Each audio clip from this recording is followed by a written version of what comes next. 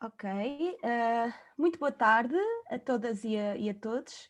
Para dar continuidade a este conjunto de entrevistas da UMAR, que teve início no passado dia 12 de setembro, o dia no qual a UMAR celebrou os seus 45 anos, e também na sequência da entrevista realizada com a Anália Torres pela Liliana Rodrigues.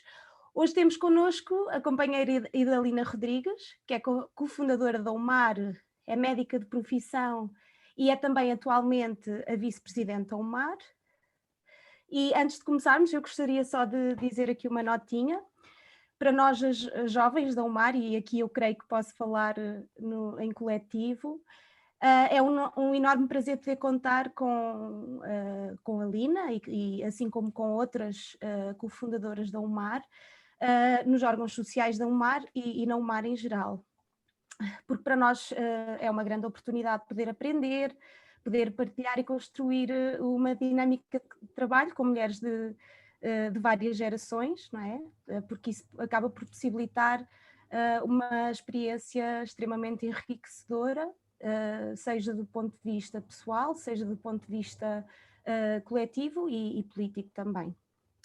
Pronto, neste sentido, eu iria iniciar então com a primeira pergunta.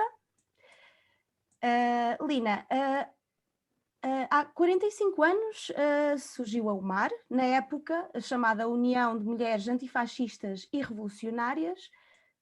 Isto foi no dia 12 de setembro de 1976. Podes partilhar um bocadinho connosco o teu envolvimento e o teu interesse em criar e fazer parte deste movimento e desta associação? O que é que na altura te movia? Porque é que te envolveste? Bom, em primeiro lugar, boa tarde, obrigada também por estares aqui presente.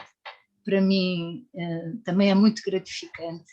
Se para ti é estares a contatar com fundadoras da UMAR, para mim é uma grande alegria, depois de 45 anos, olhar para vocês e ver que mulheres jovens também estão na organização, estão na luta e acreditam que é possível lutar por conquistas para a mulher e para a luta de todos nós. E por isso é com uma grande alegria, não só que estou no secretariado da UMAR, como estou aqui hoje para poder partilhar um pouco da minha experiência, da minha história, e quero dizer que é com grande orgulho que eu sou desta geração e não trocava por nada. Porquê? Porque vivi um período muito importante na vida do povo português, vivi o período antes do 25 de Abril, e portanto é difícil dizer porque é que eu estou na UMAR sem falar um pouco do que é que foi o antes, porque isto também é, digamos, uma partilha importante e algo que temos de transmitir para as pessoas mais jovens para se perceberem o que era antes e o que é que foi possível mudar e o que é que ainda há necessidade de mudar. Portanto, a minha ligação, o meu abrir de horizontes está mais ou menos associado à entrada na faculdade. Eu entrei na faculdade de Medicina em 1971-72. Na altura já havia grandes convulsões estudantis. Penso que os pontos que uniam o movimento estudantil era, por um lado, a luta contra a guerra colonial. Como sabem, milhares de jovens iam para uma guerra que não percebiam muito bem, porque não sentiam como se fosse sua, e que sabiam que muitos deles morriam ou vinham com graves deficiências, com amputações de membros, com traumatismos de ansiedade, e com que viveram e ainda vivem alguns deles. Portanto, isso ia crescendo um movimento contra essa luta. Por outro lado, havia também um autoritarismo muito grande no ensino e, portanto, os estudantes levantavam-se pelas liberdades associativas, pelas liberdades democráticas, contra um ensino autocrático. Eu aproximei-me muito do movimento estudantil, que na altura era chamado movimento técnico,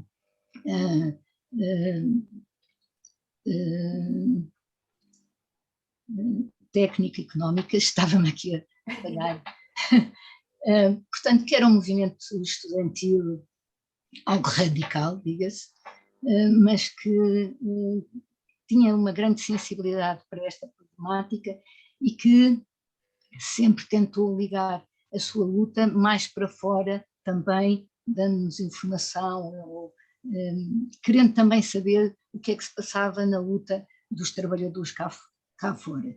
Eu fui estudante trabalhadora, trabalhei na Associação de Estudantes, onde se faziam as sedentas, e nesse sítio posso dizer que fui um bocadinho tipógrafo, aliás, sabia trabalhar com offset, com máquina de escrever, pronto, e foi um trabalho que eu gostei de fazer.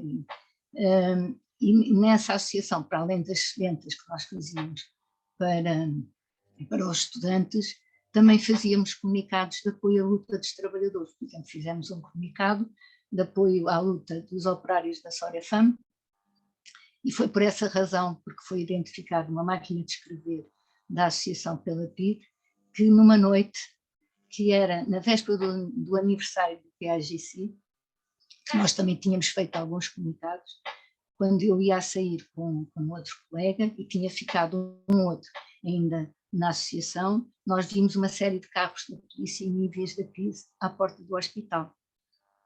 Na altura não tínhamos telemóveis para comunicar, e portanto tentámos regressar para dentro do hospital para avisar que tinha ficado lá dentro, mas quando lá chegámos, já a associação estava rodeada pela polícia e pela PID, e portanto não pudemos fazer nada.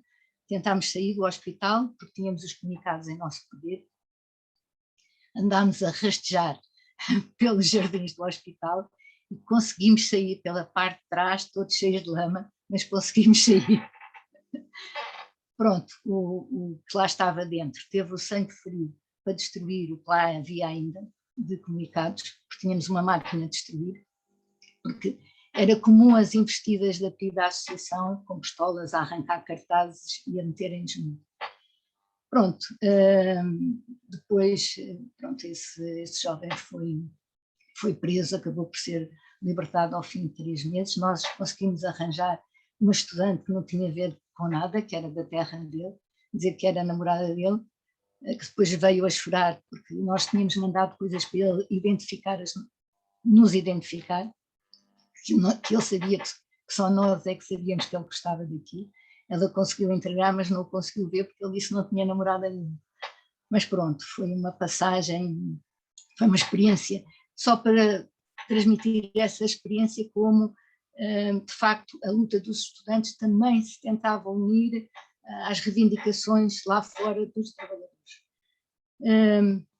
Participei também em outras greves estudantis, nomeadamente contra o autoritarismo do ensino. Lembro-me de uma greve, foi engraçada, essa foi engraçada porque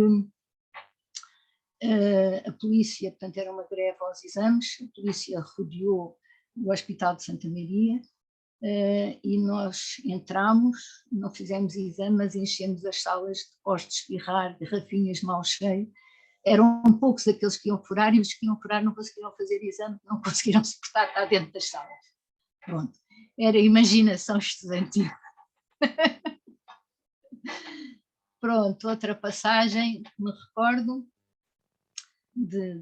desse período.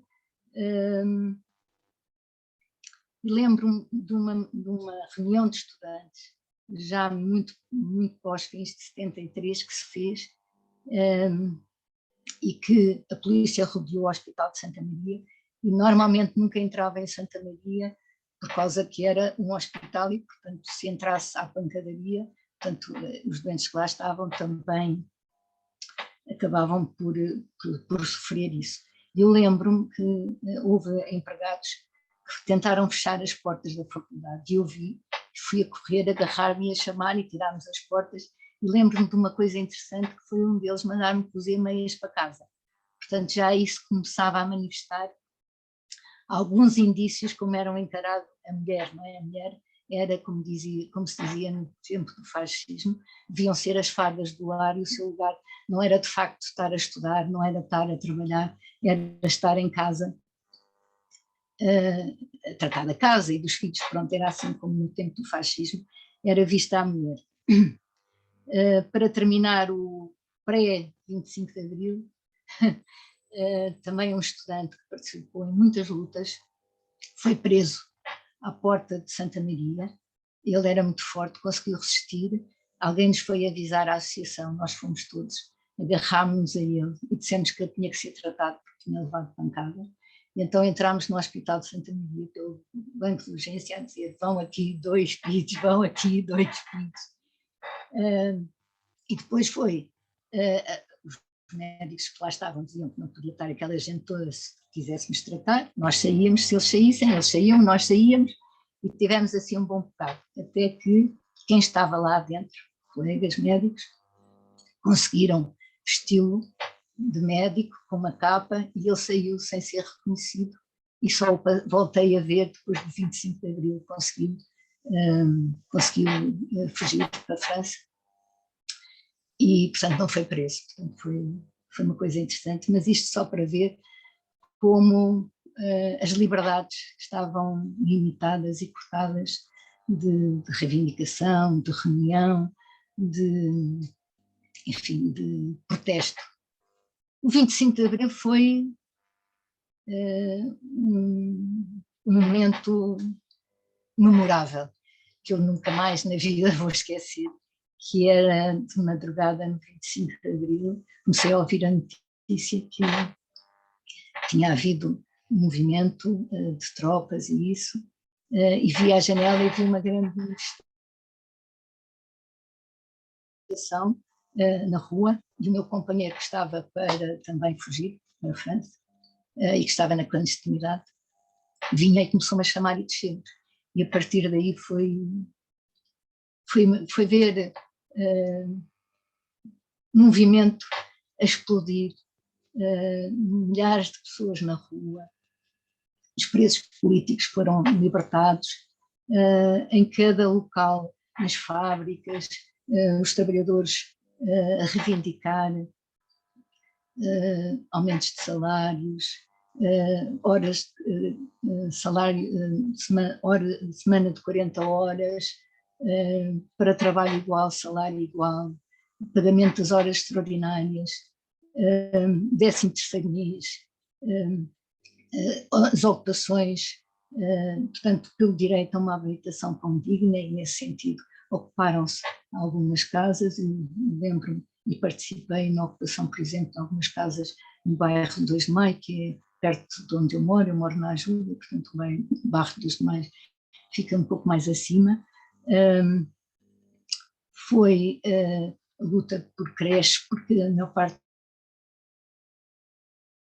das trabalhadoras tinham que pôr em amas, as creches eram privadas e muito limitadas, e portanto a reivindicar creches, enfim, foi um movimento extraordinário que se desencadeou e que levou milhares de mulheres a tomarem consciência, a irem para a rua e participarem nessas lutas. Das fábricas de testes, das fábricas de material elétrico. Não, algumas delas até já tinham tido lutas antes do 25 de Abril, mas essa foi a grande explosão, portanto, a ocuparem as casas, a participarem em reuniões nos bairros, enfim, a tomarem também conta das suas vidas. E, portanto, eu acho que a UMAR necessariamente tinha que surgir com este movimento, com esta participação das mulheres na luta também, tinha que existir uma organização que desse força, consistência e impulsionasse mais para a frente. E eu penso que é em 12 de setembro de 1976 a razão porque surge o MAR, era uma necessidade perante este movimento avassalador dos trabalhadores. Eu, quando me quiseres interromper, Ok. diz. Não, porque na verdade estavas a seguir bastante bem a linha, eu até tive para te interromper, mas entretanto tu introduziste a Umar, não é? E faz muito sentido, né? Na altura, não é? Com o trabalho todo feito junto às mulheres operárias, com as primeiras reivindicações por salários, pela igualdade salarial, depois também a questão das creches, também foi uma luta, e também as campanhas de alfabetização, não foi? Junto também das mulheres das fábricas, ou seja, sim, está tudo muito bem explicado. Eu creio que, né, era mesmo isto que era pretendido agora para a primeira pergunta. Se quiseres, então passamos para a segunda, que é daquilo que te recordas, quais é que eram as temáticas centrais, quais é que eram aqueles temas que se discutiam mais, estavam mais na ordem do dia? Eu, se não te importas, ainda gostaria de voltar um bocadinho atrás, Ok, claro, para dizer uma experiência que eu acho que é importante e que tem que ficar, acho que em termos de memória, era interessante ficar, que eu, em agosto de 1976, interrompi o curso e rumei para Viseu. E em Viseu fiz parte, portanto, de um grupo de teatro chamado Grupo Teatro Viriato, que com o apoio do FAOS construiu uma peça de teatro que se chamava O Caldo Sem Azeite. O Caldo Sem Azeite era uma peça de teatro que procurou retratar a vida das trabalhadoras agrícolas nas vinhas do Douro e dos resineiros das terras do Demo, portanto, que fica entre Viseu e Lamego. Esses trabalhadores há séculos que trabalhavam de sol a sol e, portanto, era necessário transformar esta situação. E transformar partia para ter um sindicato. Portanto, este grupo de teatro não só uniu muitas pessoas de Viseu, do bairro do Viriato, como serviu para apoiar a organização do Sindicato Agrícola. Que é preciso que se diga que teve à frente uma mulher, trabalhadora agrícola, chamada Aida, que era de Nelas, e que, de facto, era uma mulher mesmo trabalhadora e que fez um trabalho fantástico na organização do sindicato. A minha experiência naquela peça de teatro foi qualquer coisa de maravilhoso, porque não só percorremos as aldeias todas, como conseguimos juntar as pessoas quase todas da terra, porque não havia muita coisa para se entreter, e de repente vinha uma peça de teatro que chegava lá, montava-se e começava a representar, portanto era de borla, as pessoas vinham todas e depois reviviam na peça muito da sua vida. E, portanto, no fim apelava-se à sindicalização e as pessoas que estavam a organizar o sindicato faziam a sua reunião sindical. Foi, de facto, também uma experiência interessante. Neste período, como eu tinha interrompido a medicina, fui para a escola de enfermagem. Concorri e entrei em 77 na escola de enfermagem, onde na minha turma era quase tudo mulheres, menos um que era um homem. Na altura tinha saído uma remodelação do curso de enfermagem, que tinha uma parte muito importante, que era virar a formação do curso para prestar cuidados de qualidade às populações, e nós tínhamos um professor que era um grande baldas e que deu umas aulas horríveis. Tive azar, porque eu já tinha feito essa cadeira em medicina e percebi que aquilo estava muito mal dado. E então fizemos uma reunião, que foi dirigida por mim, por esse rapaz. Nós tínhamos alguma influência, porque éramos muito bons alunos e porque nos preocupávamos, passávamos os intervalos a ensinar as outras colegas, e, portanto, explicámos-lhes que aquilo não era o que o curso pretendia e resolvemos fazer a greve e exigir novas aulas. Foi giro, fizemos uma assembleia e então a direção da Escola de Enfermagem queria perguntar um a um quem é que queria fazer exame. Nós levantámos e dissemos, não, aqui não há perguntas individuais. Nós temos uma posição coletiva, está decidido, nós somos os representantes e ninguém faz Muito exame. bem. E não fizeram. Fizemos a greve, ele deu as aulas e depois fizemos o exame e passámos todos. E eu fui eleita como representante na Comissão de Gestão da Escola. Interessante que eu depois, em 78, regresso a Lisboa, por vários motivos, e eles, quando acabaram o curso, mandaram-me um telegrama a dizer que pensamos em ti. Quer dizer que serviu para alguma coisa. Pronto. Muito, para bastante até. Sim, muito. Ora bem, ias-me fazer uma pergunta sim, que então, a próxima é, pronto, quais é que eram, agora voltando outra vez a Lisboa, não é? Daquilo que te recordas dos primeiros tempos da UMAR, não é? Nos primeiros anos de existência da UMAR, quais é que eram os temas centrais da agenda política? O que é que estava na ordem do dia?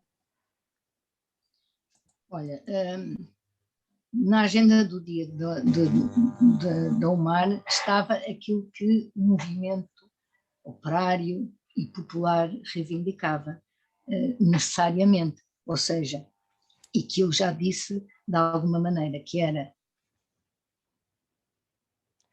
o direito à habitação, e por isso se fizeram ocupações para trabalho igual, salário igual, as 40 horas, a existência de creches, nomeadamente nas empresas, associadas às empresas, só que a pouco e pouco quem estava à frente das empresas começou a debandar e, portanto, muitas empresas corriam o risco de ir por água abaixo e isso levou o quê? A ocupação de muitas fábricas pelos trabalhadores e nos campos também a ocupação de herdades. Portanto, e aí eu queria, e portanto, aí era dar força a essa gestão por parte dos trabalhadores, quer nas fábricas, quer nas ocupações, nas herdades, até porque, relativamente ao mar, algumas dessas empresas eram maioritariamente mulheres. E aqui não posso deixar de recordar a Standard Elétrica, que era uma fábrica de material elétrico, que, aliás, não é só depois do 25 de Abril que as operárias entram em luta, elas já tinham feito uma luta em novembro de 73, que tinha sido esmagada pela polícia, e fazem uma greve logo em maio de 74, mas aqui em 78, que estão em causa os seus postos de trabalho, elas ocupam a fábrica e aí a UMAR, eu estive lá com a Mulher de Abril, estive eu e a Manuela Tavares e outras companheiras a apoiar aquela luta e a divulgá-la também, porque escrevemos artigos que foram divulgados na Mulher de Abril e que nós pronto, divulgámos, e outros comunicados que fizemos, não só apoiámos a luta, mas como também aprendemos. E eu acho que esta nossa experiência serviu também para o amadurecimento da UMAR e em etapas posteriores da UMAR avançar para outras problemáticas, que poderemos falar mais à frente, da UMAR, outros problemas que a UMAR depois pegou. Eu lembro delas nos relatarem da falta de apoio que tinham dos seus companheiros, que também eram operários e muitos deles também lá na fábrica.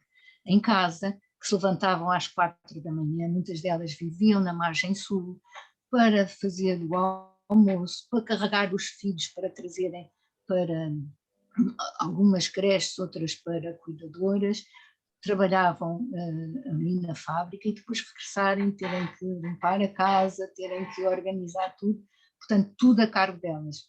Esta dupla, digamos, exploração da mulher, quer em casa, e muitas das vezes até pelo seu companheiro, que teve uma educação machista, em que estava habituado a que a mulher é que tinha que fazer as suas coisas, e muitos companheiros, e alguns até que faziam parte de comissões de trabalhadores disso, mas que ainda não tinham dado o salto para compreender que a mulher estava ao seu lado e que também trabalhava, e que também tinha direitos, e que também lutava, e que também era gente, no fundo, também era gente. E não era só esta problemática. Eu recordo-me, isto ouvi nos campos, eu ouvi em algumas fábricas, de uma frase que era, e que tem a ver com a sexualidade da mulher, e algumas delas, e até relativamente jovens, dizer-me: o meu companheiro serve-se de mim, do ponto de vista sexual.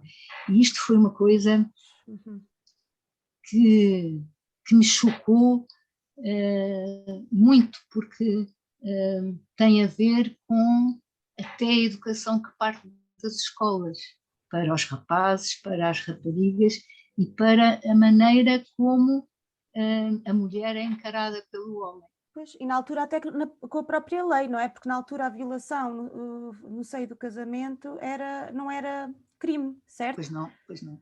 Pois. Ou seja, elas estavam completamente desprotegidas a esse nível, não é? E daí o problema de serve-se, mesmo que a mulher esteja cansada, mesmo que a mulher não lhe apeteça, se lhe apetecer a ele, pois vai ter que se cingir a essas condições. E é por isso que eu digo que nós apoiamos, nós incentivamos, mas nós também aprendemos com elas, com os seus problemas, com o seu sentido. Outra problemática que foi pegada já em 77 pelo Mar foi o direito à contracepção e ao aborto. Pronto, houve, já na Assembleia em 1977 se tinha recolhido uma série de assinaturas, este foi um processo longo, nós não estivemos sozinhas, a CNAC, trabalhámos também em conjunto com a CNAC, foi aquela campanha que se criou a nível nacional pelo direito à contracepção e ao aborto, contra as vozes que se levantavam e que depois a vida veio provar que eram profundamente erradas, porque é assim, com a legalização do aborto, não aumentou os abortos, antes pelo contrário, o que diminuiu foi a morte das mulheres e o número de mulheres que chegavam aos hospitais com infecções graves e com hemorragias graves por interrupções de abortos que eram feitos por curiosas. A minha mãe, por exemplo, eu sei que fez um aborto clandestino, depois de eu nascer. A minha mãe era doméstica, o meu pai tinha 2 empregos para nos sustentar, e depois de eu nascer, tenho uma irmã mais velha, eles acharam que não tinha condições para ter mais um filho e, portanto, a minha mãe engravidou e fez um aborto. Felizmente não lhe aconteceu nada a ela, mas houve muita mulher que morreu por fazer abortos com agulhas de crochê que perfuravam o útero por infecções brutais que se tinha e, portanto, as vozes que se levantaram não tinham consistência, e a vida com a legalização do aborto e com a divulgação nos centros de saúde de planeamento familiar veio provar que era por aí, pela prevenção e pela interrupção quando necessário, que se tinha que ir, mas a prevenção e o planeamento eram a pedra de toque para fazer com que, de facto, a saúde das meninas, das mulheres, fosse melhor e que pudessem livremente escolher o momento em que queriam engravidar e queriam ter os seus filhos. Fez-se um movimento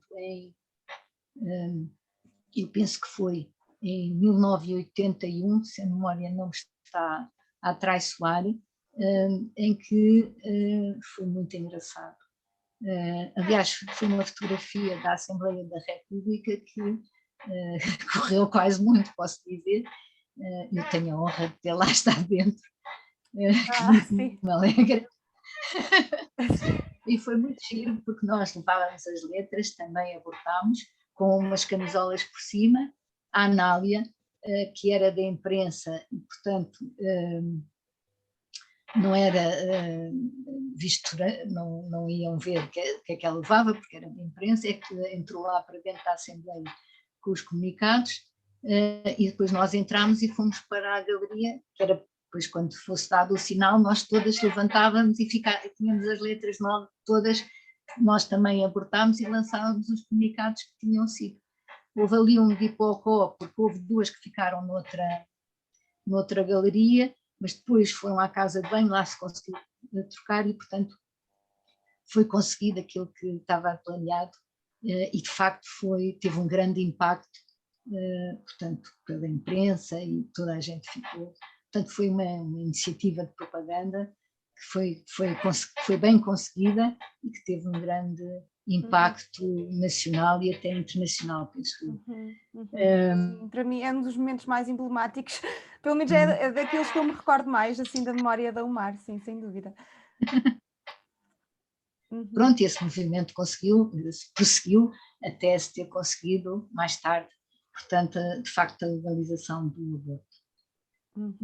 Pronto, não sei se estou a conseguir responder. Sim, estás perfeitamente bem. Pronto, na verdade, não sei se talvez só brevemente explicar que o aborto foi uma luta muito, muito longa, não é? Na qual a UMAR esteve sempre muito envolvida e sempre assumiu a linha da frente, não é? Nos dois referendos que foram feitos. Vocês também tinham muita, mesmo na altura em que ainda era ilegal, também faziam muito apoio às mulheres que eram julgadas no tribunal. Talvez só brevemente explicar um bocadinho um ou outro episódio, talvez, para avançarmos depois para a próxima pergunta. Pronto, daquilo que eu me recordo, houve até duas mulheres que foram a julgamento por terem feito aborto. Uma acho que foi no Porto, se a minha memória não está. Uma foi no Porto e a outra não foi em Lisboa, mas não me estou a lembrar onde é que foi. Mas pronto, criou-se movimento, divulgou-se. E conseguiu-se que elas fossem alibadas. Pronto, esse foi um movimento importante. O que é que eu te posso dizer mais? Pronto, houve várias... foi um manifesto, que já tinha sido em 77, depois foi essa ação, foi o apoio a todos os casos que surgiram. Eu lembro-me que houve campanhas onde houve uma companheira que era a Fernanda, que numa campanha até eleitoral, ela foi do UMAR e era também do UDP, que chegou à televisão e disse: eu tenho 5 filhos, mas também abortei. E, portanto, nós, enquanto lutadoras, aproveitámos todas as oportunidades que tivemos para dar força a esta exigência, que era uma exigência sentida pelas mulheres, era um direito das mulheres e não desistimos até conseguir que ele fosse aprovado na Assembleia da República. Essa é que é a verdade. Sim, muito já embora... em 2000 e... Diz. 2007, não foi? Diz. Acho que foi em 2000. Pronto, mas eu também ia falar agora também dos sucessivos ataques, não é? Porque mesmo depois da legalização do aborto, eu lembro-me de ainda haver umas tentativas de retrocesso na lei, creio que foi em 2011. E bom, e tal como nos outros países da Europa, não é? A luta pelo aborto e pelo direito ao aborto ainda não terminou, não é? Porque é uma luta que nem nunca vai terminar. Nem nunca vai terminar, não é? Apesar de ser... aquilo enquanto nós não conseguimos mudar as mentalidades em geral, enfim, enquanto a mulher não conseguir a emancipação. Acho que Exatamente, é uma daquelas tais lutas de novas e de velhas causas, não é? Que o mar ainda, desde o seu início até aos dias de hoje, e como tu dizes, provavelmente irá sempre, e realmente tudo aquilo que implica os nossos corpos, não é? É alvo de ataques constantes, não é? E se calhar era por aí que eu agora também ia para avançar para a próxima pergunta, porque pronto, a escalada da extrema-direita e dos conservadorismos, não é? Também acaba por ser um perigo muito grande, e do qual Portugal não está livre. E nesse sentido é que eu ia passar para a próxima pergunta. Pronto, na época o MAR surgiu num contexto após o período da ditadura, e daí o nome da União Mulheres Antifascistas e Revolucionárias, e gostaríamos de saber o que é que tu pensas acerca do antifascismo hoje em dia, se vivemos novas formas de fascismo, se de alguma maneira estas forças de extrema-direita que se estão a organizar, de alguma forma isto já é uma manifestação do fascismo ao nível político e ideológico. O que é que tu achas disto? Olha, a UMAR, eu acho que na altura em que nasceu, o seu nome Antifascista e Revolucionária era um nome muito bem ajustado ao pós-25 de Abril e ao movimento revolucionário que se vivia e tudo aquilo que já falámos, não é? A UMAR, como eu te disse, eu acho que aquilo que nós também aprendemos com as lutas, aprendemos também com as mulheres e aprendemos porque também aprofundamos um conjunto de problemáticas do feminismo e, portanto, a UMAR amadureceu e por isso é que mudou de nome e se passou a chamar União de Mulheres Alternativas de Resposta. Mulheres Alternativas e de Resposta. E começou a pegar em problemas como seja a violência doméstica, a igualdade de género, envolver-se nas questões da sexualidade, não descurando, no entanto, outros problemas como da precariedade, do direito a uma habitação, do direito à saúde, do direito à maternidade, portanto, um conjunto de problemas. Perguntas-me o que é que eu penso do momento atual. Sim. Eu acho que no momento atual vive-se um período que não é só, que é mais que nacional, é um momento a nível mundial de movimentos obscurantistas ligados à extrema-direita, com uma linguagem populista e que pegam em problemas sentidos pelas populações, pelos trabalhadores, e através das redes sociais e não só, de uma propaganda sistemática, agressiva, procuram capitalizar a influência dessas pessoas. Para quê? Para irem ganhando terreno e criarem governos autocráticos de direita que não procuram de maneira nenhuma melhorar os trabalhadores, procuram criar esses governos para quê? Para melhor explorarem os trabalhadores e esmagarem as conquistas que foram conseguidas, nomeadamente pelas mulheres. E por isso é que eu dizia que a luta contra o aborto e outras lutas que as mulheres conseguiram não acabou. Não acabou porque nós estamos a assistir a estes movimentos.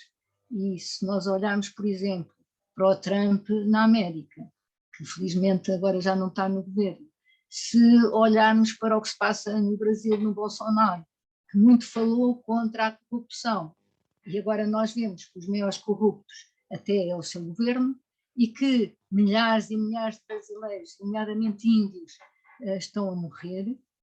No Brasil, com a pandemia, se olharmos para a Hungria, se olharmos para a Polónia, vemos como esses governos que se apoiaram e tiveram discursos muito populistas, agora esmagam e exploram ainda mais os trabalhadores e não querem saber dos seus direitos, da sua saúde e, enfim, do mínimo exigível para viver com dignidade. Portanto, e o seu objetivo é, de facto, restringir as liberdades e os direitos. Portanto, vivemos um momento complicado, vivemos um momento que temos que estar alerta e, mais uma vez, eu digo, o mar continua a ter um lugar muito importante e um trabalho muito importante pela frente. Trabalho em quê?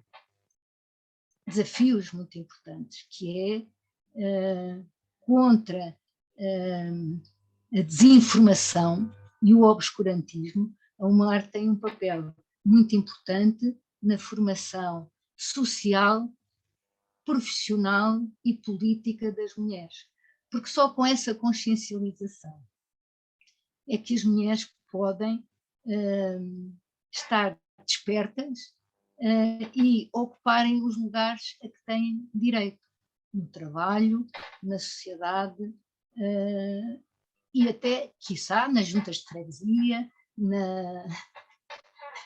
nas câmaras, em todos os lugares.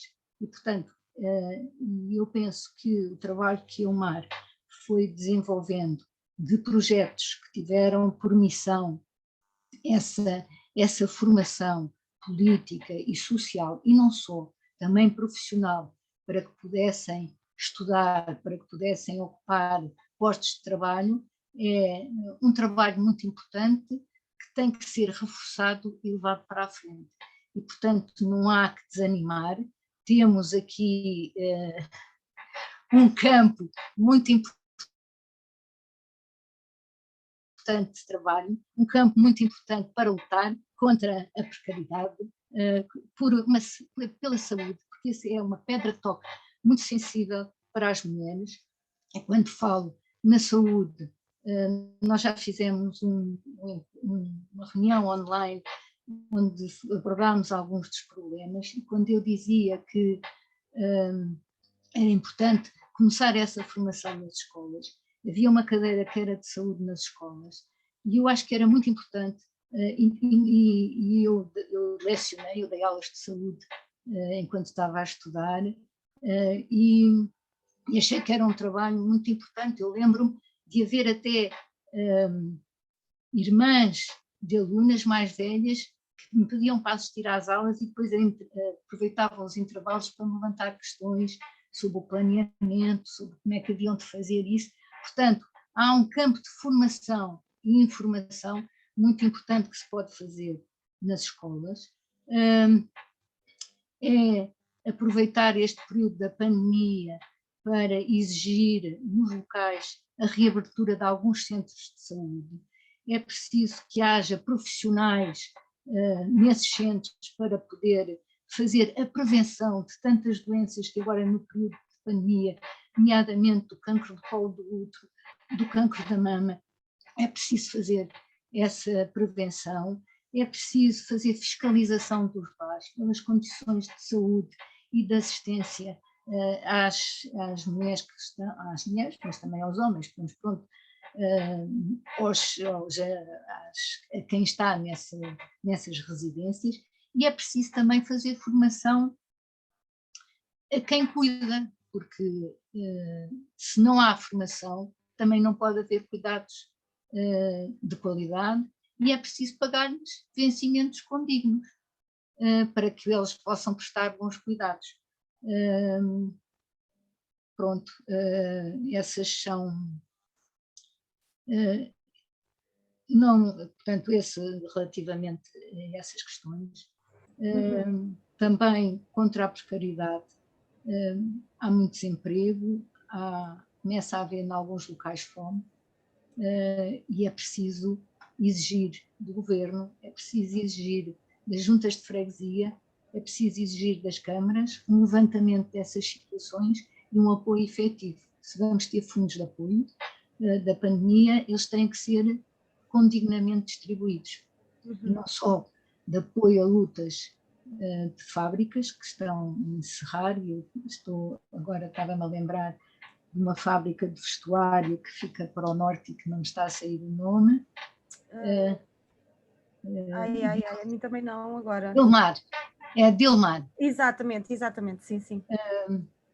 Que tem muitas mulheres operárias e que são, digamos, o sustento até daquela zona. É preciso encontrar uma solução para essas trabalhadoras e trabalhadores. E no fundo, o que eu quero dizer é preciso estar alerta como é que esses dinheiros vão ser geridos, se é de facto para melhorar e para minorar aquilo que a pandemia trouxe. Por último, queria, da pergunta que tu me fizeste, acho que também associado a essas ondas de movimentos de direita, há uma luta racista que é preciso e que o Mar tem pegado, e muito bem, e portanto essa é uma bandeira que nós não podemos perder, porque quando lutamos pela igualdade, pelos direitos das mulheres, temos que lutar por todos os setores que são discriminados. E essa é uma luta que está nas nossas mãos, exigindo, de facto, um tratamento igual como cidadãos e cidadãs a que têm direito. Pronto, não sei se consegui responder. Conseguiste responder até à próxima pergunta. Atenção! Que era, quais é que eram os desafios hoje, atualmente, e como é que o Mar pode contribuir para enfrentar estas lutas que se avizinham? E eu creio que tu soubeste responder muito bem, não é? O Mar tem vindo a apoiar ao longo da sua história e até aos dias de hoje várias frentes, não é? E várias lutas, seja as lutas das trabalhadoras, seja as lutas no âmbito da educação, não é? No âmbito do direito à habitação, no direito aos serviços públicos. No fundo, pronto, é continuar, não é? E à medida que os desafios forem aparecendo, também sabermos utilizar a criatividade para repensar as nossas estratégias, não é? Para também saber identificar onde é que estão os problemas e saber identificar exatamente onde é que nós podemos agir, acho que está respondida. Não sei se queres acrescentar mais alguma coisa relativamente a como é que o Mar pode contribuir para enfrentar estas lutas, especificamente como é que a luta feminista também tem um papel fundamental nestas lutas. Não sei. Não, eu só queria dizer que, para além de, pronto, eu falei bastante porque, pronto, sobre as lutas, porque acho que também é importante o Mar é uma frente de luta, mas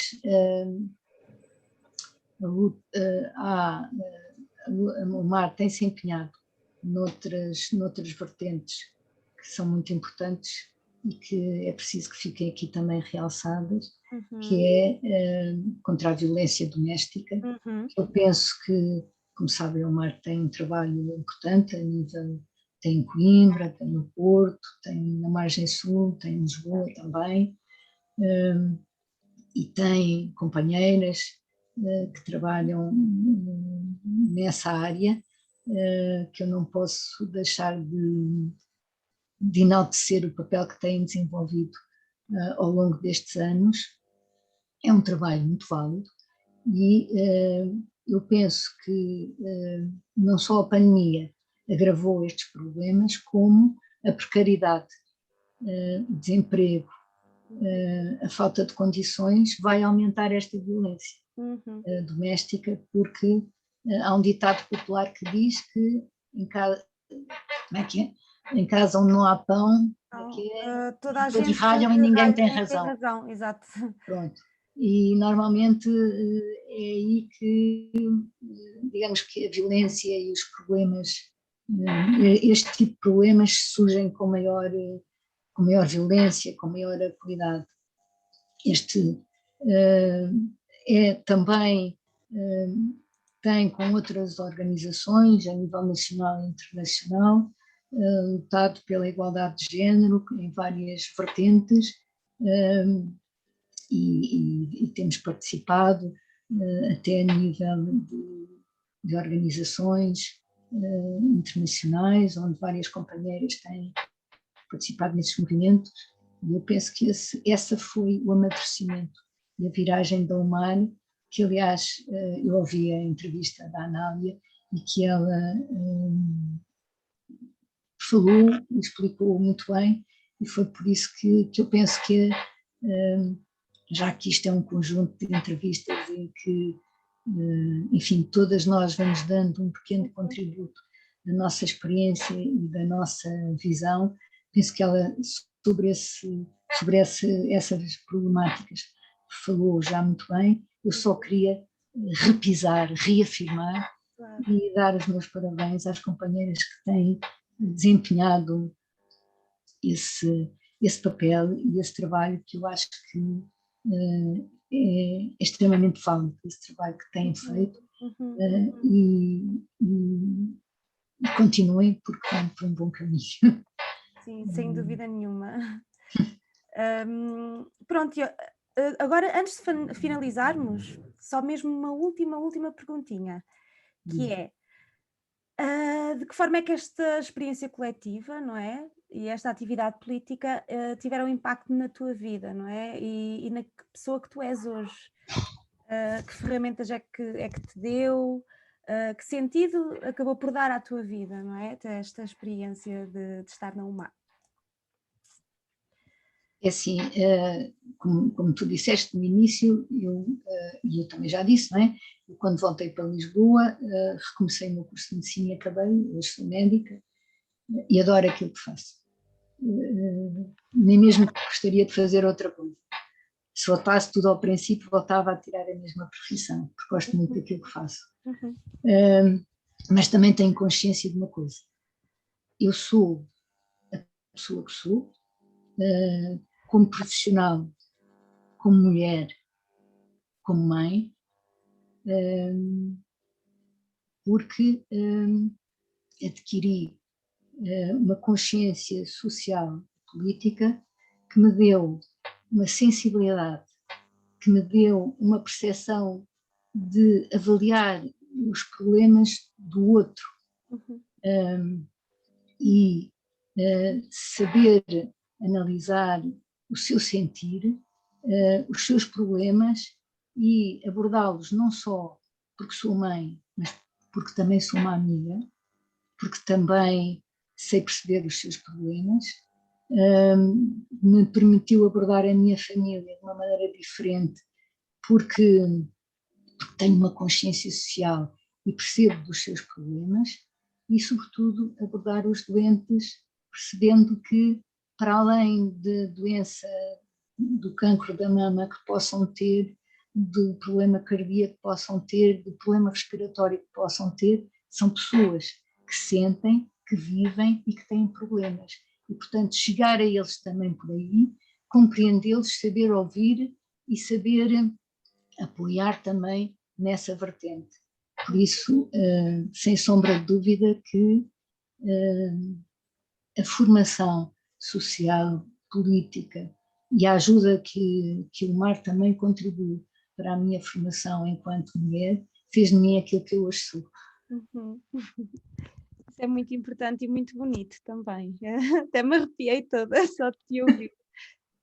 Eu partilho já agora, eu partilho contigo dessa sensação, desse sentimento, não é? Eu também sinto que o meu trabalho nunca seria o mesmo se eu não tivesse passado pela UMAR e se ainda não estivesse na UMAR, sem dúvida nenhuma. Só gostava de, de deixar também essa nota. E pronto, eu creio que já chegámos ao fim, por isso creio que podemos dar encerrada esta entrevista. Não sei se queres fazer um último comentário, alguma coisa que não tenhas dito e que queiras deixar aqui, não sei. Não só desejar um bom trabalho para todas vós, todos os núcleos do mar, todos os simpatizantes, todas as mulheres e todas as lutadoras que não vergam, e vamos em frente. É isso, vamos em frente, companheira. Foi um grande prazer, obrigada, Amém. Lina. Tchau, até breve. Acho que já podemos parar, eu não sei parar aqui.